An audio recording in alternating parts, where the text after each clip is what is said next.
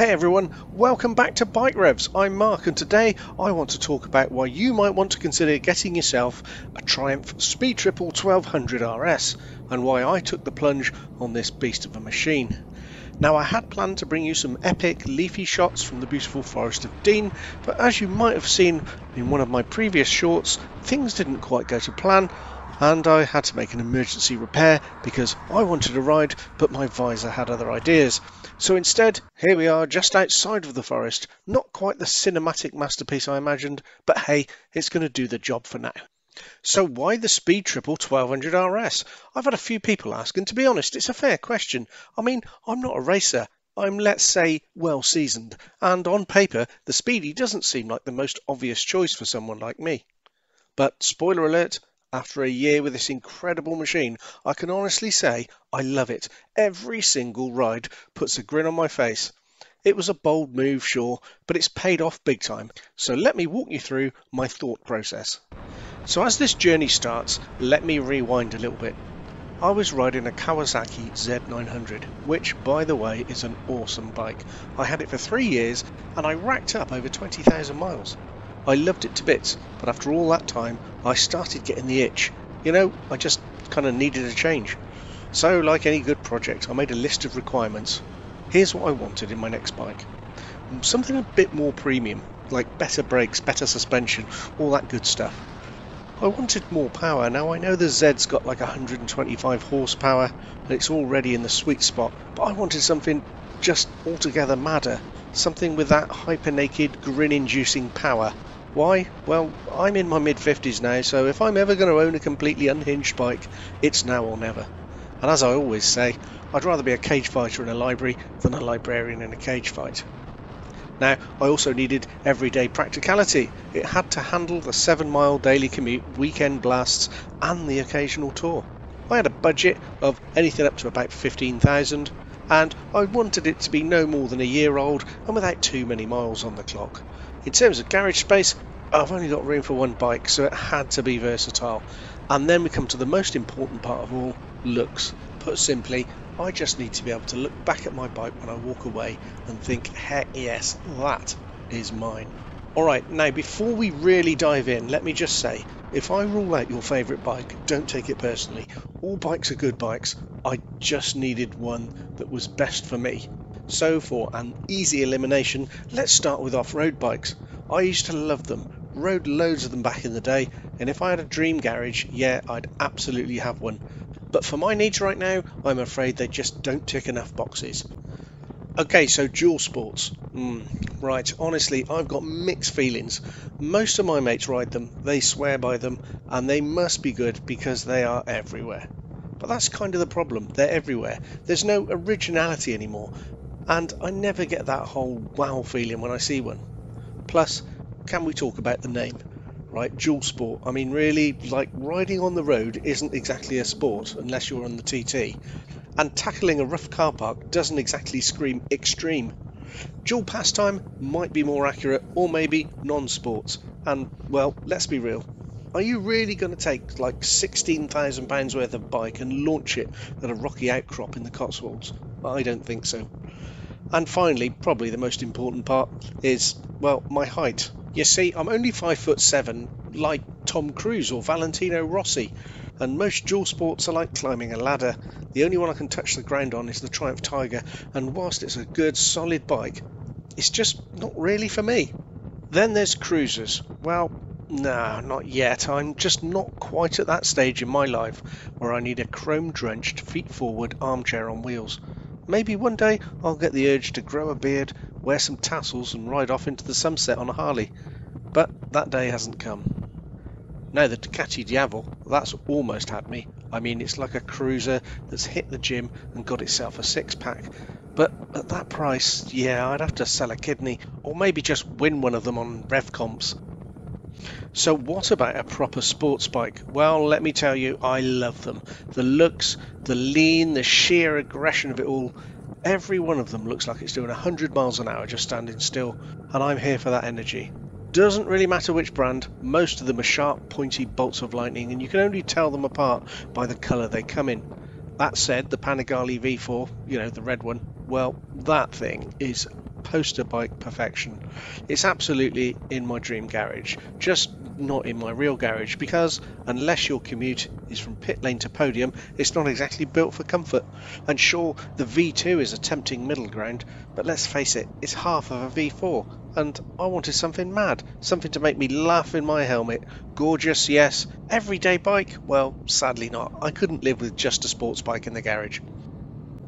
So on to sports tourers then, the grown-up sports bike. Take note, dual sports, this is how you do both. You get the zip, the fun, and a spot for your luggage. Perfect, right? Well, I had a serious moment with the Ducati Supersport 950S.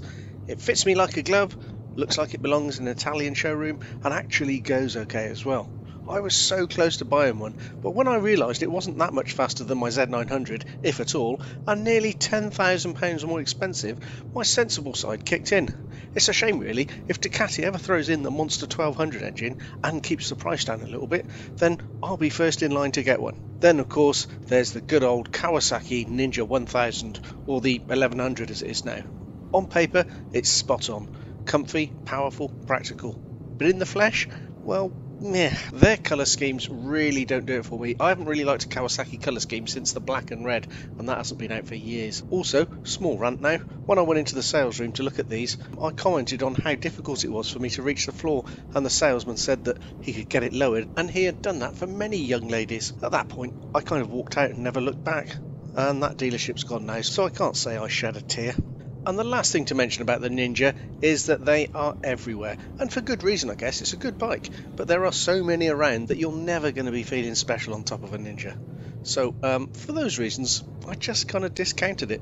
At this point I guess I've got to mention Suzuki. I used to love them, I used to ride a lot of them, but these days, well, the styling just doesn't click for me, and for that reason alone I just decided to look elsewhere. So let's move on to retro. Well, retro bikes, right? We've got the Z900 RS, the Speed Twin. I mean, they're all right, I want to love them, but they just don't get me fired up. I mean, a proper old bike, that's a different story, but a bike pretending to be old feels a bit like an Elvis impersonator. Yeah, it's fun, but it's just not the real thing. And finally, we get to the category that was always going to come out on top for me. It's the Super Naked Brigade, or possibly even Hyper Naked in some case, also known, of course, as Street Fighters or Naked Sports, none of which are actually titles I particularly like. However, these bikes are edgy, fast, comfy, and in some cases absolutely stunning, and like I say, chances were it was always going to be one of these. Now let's start going through the list. First of all, we got the Ducati Street Fighter. Oh yes, but not at that price. Right, I mean they are stunning, bonkers, and absolutely top of the list if money was no object, but sadly it is. Then there's the KTM Super Duke. Well, I lasted about 30 seconds on one of those before deciding, nope, uncomfortable, weirdly shaped, and those front lights like the Predator's mouth, which is not a good thing. Then there was the BMW S1000R, slick, powerful, but it is a bit of a lump. Fast, yes. Pretty, I don't think so. And the ruthless sensibility of German engineering just didn't make me feel anything. Then there's the Yamaha MT-10. Okay, let's just say it's ugly, like really ugly, but there's no denying it's a serious bit of kit, and especially great value. It's full of character, and of course based on the R1, so a definite contender. We've got the Suzuki GSX-S. Still no, can't get past that front end. Looks like it's sort of mid-yawn with its weird headlights. Then we got the Kawasaki H2, supercharged insanity. I loved it, but it felt like the Z900 with a turbo strapped on, so I was looking for something completely different. Maybe if I hadn't had the Z before, that would have been up there. Although, having said all of that, I do love a quacker, and I did like my Z900, so yeah, I still think that the H2 is a possible contender if of course the price was right. Then we got Honda, that trusty Honda. Now I loved my CB500 back in the day. The CB1000 Retro Naked thing is okay, and I like the look of that new Hornet, but it wasn't a choice back then, so maybe I'll relook at that next time.